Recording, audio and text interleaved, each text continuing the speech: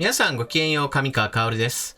今回取り上げる話題は、K国の科学技術を支える研究者たちが毎年のように 25% も海外に脱出しているというお話について触れていきましょう。その国の科学技術を支えているのはまさに科学研究者たちです。もちろん企業の研究投資というものも非常に盛んなのですが、特に基礎研究の分野においては、企業はなかなかしようとしません。それは基礎研究に多くの人とお金をかけたとしても、それが商品にすぐにはつながらないからです。基礎研究の分野は特に大学などに頼っている面があります。しかし成果を急ぐあまり、若手の研究者たちに対する給与面や処遇などが不備が目立っているのがK国の事情のようです。今回はそのニュースについて取り上げていきましょう。まずは記事をお聞きください。4人に1人は生活苦、K国を離れるポストドクターたち。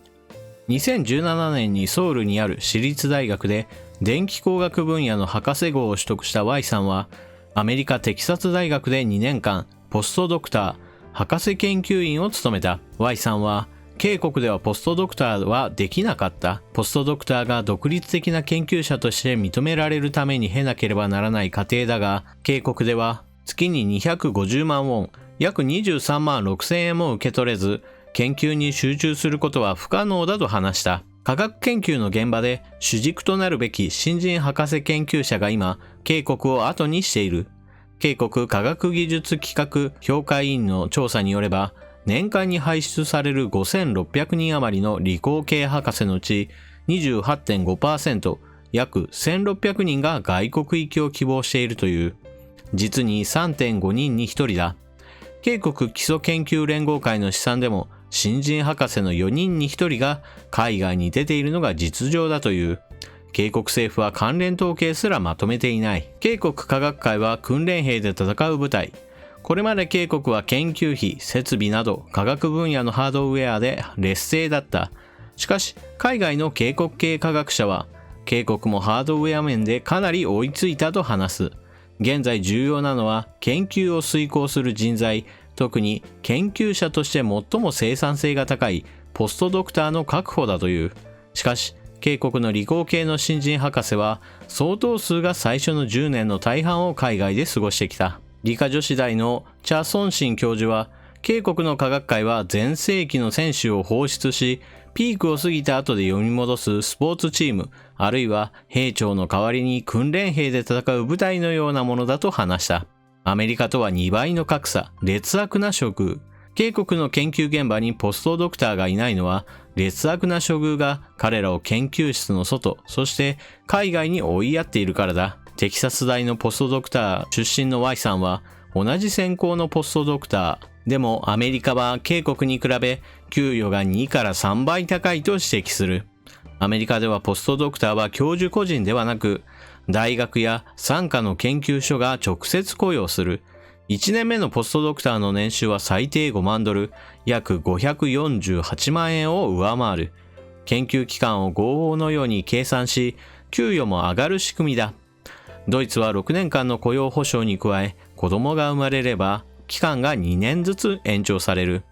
長期研究に没頭できるように保障しているのだ。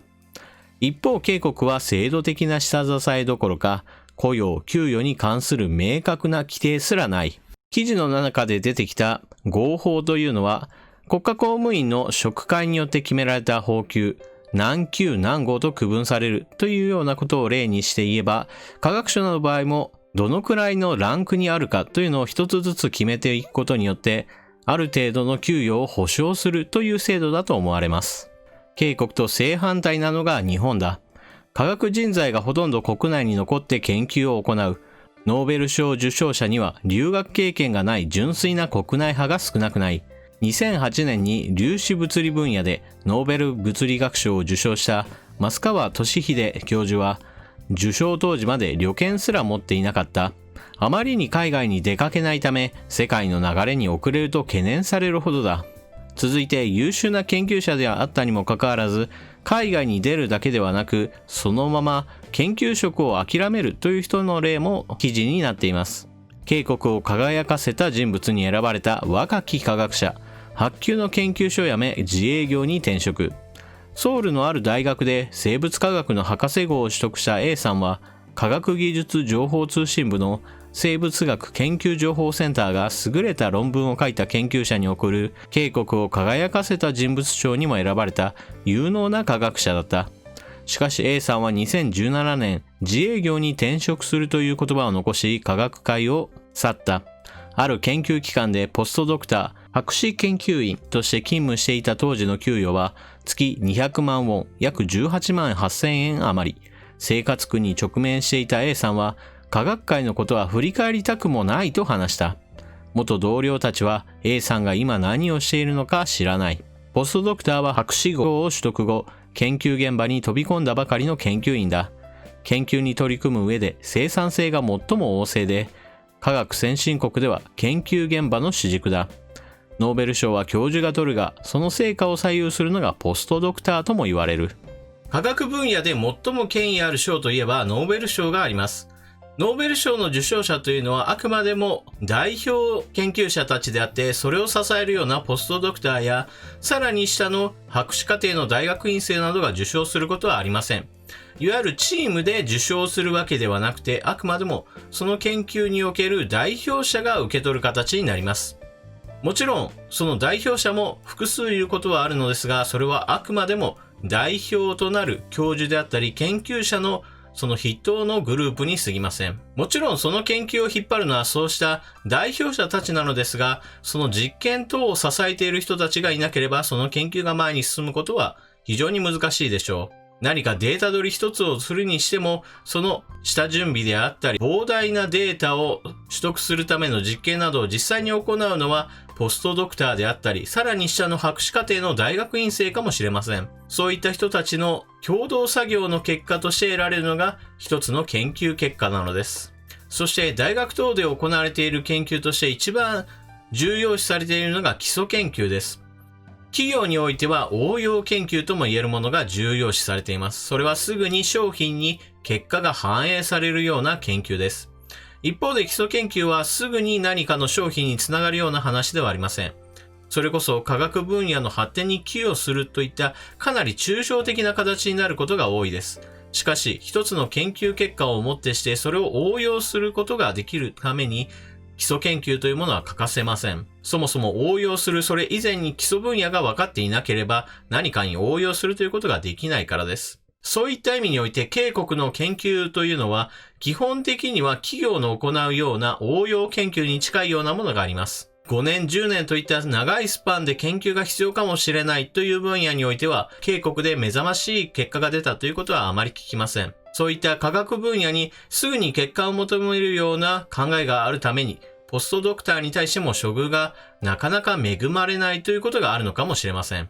そのために記事の最後には、日本ではこうですよといった形で唐突に日本のことが触れられていたりもします。そして、この記事の中においては、約 25% のポストドクターたちが海外へ脱出しているということが触れられていますが、その数値に現れていないのが、そもそも研究職の分野から退こうという人たちの存在です。大学の教授になれるような人は一部にしか過ぎません。このような研究体制では、じっくりと腰を据えて、ノーベル賞級の発明やもしくは研究を成し遂げるというのはかなり難しいということがすぐにわかります。